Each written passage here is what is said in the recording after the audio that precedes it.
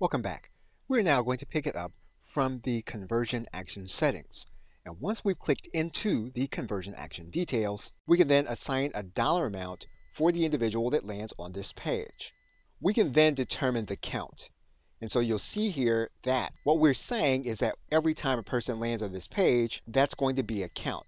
What we're going to say is that we're only going to count one, so that when an individual clicks the ad and the individual lands on this page, that's only going to be counted one time.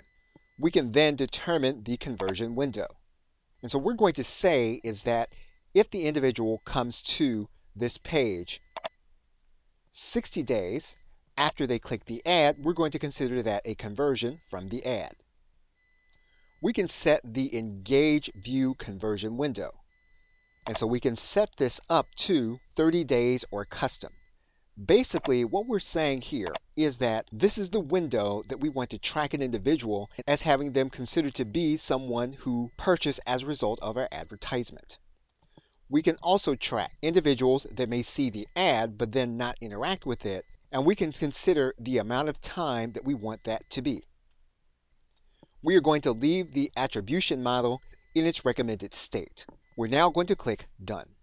Now there are more elements that you can track using conversion tracking in addition to using a manual code.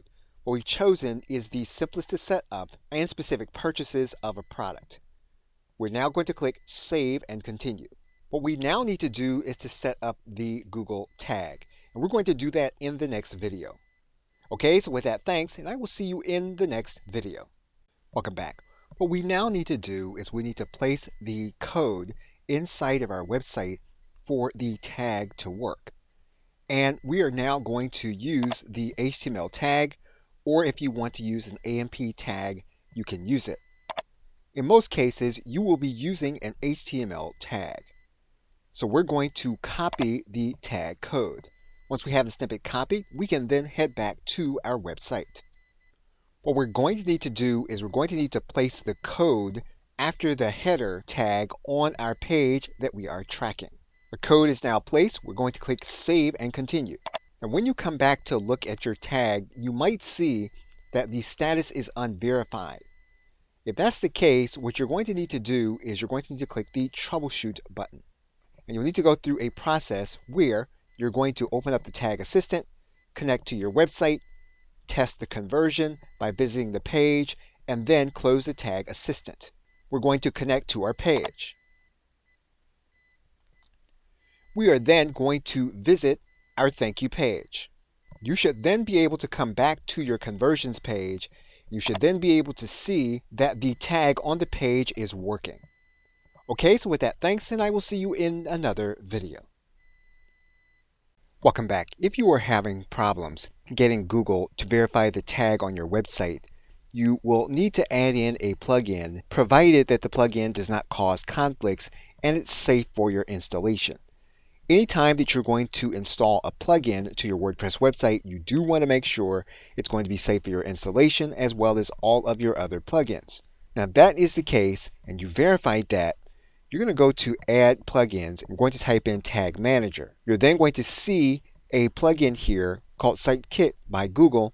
We're going to install and activate that plugin. Within SiteKit, we're going to click on Connect More Services. We're then going to click on Set Up Tag Manager. We're going to connect to our Google account. We're going to click Continue. Google will need to verify our site ownership. We are then going to click Next. We're going to click Next again. We're now going to click Go to My Dashboard. We're going to confirm our account in SiteKit.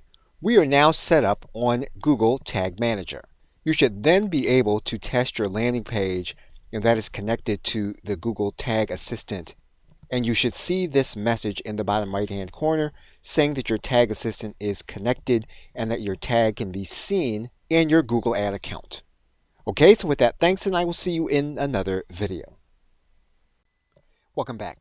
If you go to your favorite search engine and you search for YouTube ads, you can go to the YouTube ads homepage. What you can then do is you can go to this area that says how it works. You're going to go to this link that says create a video ad. And if you don't know how you're going to create your YouTube video ad, YouTube does give you tools that will help you to create your YouTube ad. For example, you can see as of the recording of this video that there are pre-made templates to create a YouTube video ad. And you're going to see here in this section, there will be a link that says Try Google Ads Video Creation Tools. You are going to select your Google Ads account. And what you're then going to do is go to the Asset Library. Once you go to the Asset Library, you're going to click this button that says New. You're then going to click this area that says Video, and you're going to click Create Video.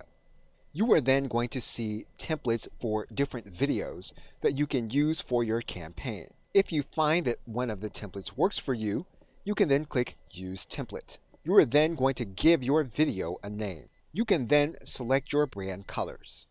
Once you've done that, you can then upload your logo. The recommended size for your logo is 1000 by 500.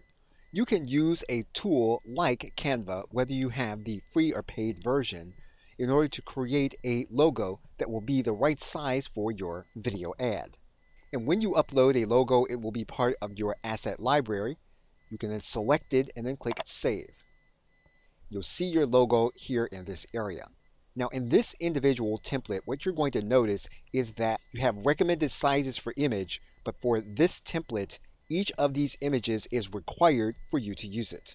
And if you click this arrow, you'll be able to follow the progress of how your ad is going to look here in this area. Once you have all of your images uploaded, you can then write in the text as suggested by Google. Google will then give you a font catalog, which you can choose the font. You can then select specific music, and you can listen to that music here in this area. And once you have everything ready, you can then click Create Video. You can choose to have the video ad located in video ad storage created by YouTube or your own channel. We're going to select Video Ad Storage Channel. Once you complete it, you can either edit the video or you can upload the video. Once your video is ready, you can then upload it to your storage area. And we have started the uploading process. And we will pick it up from here in the next video. Okay, so with that, thanks, and I will see you in the next video.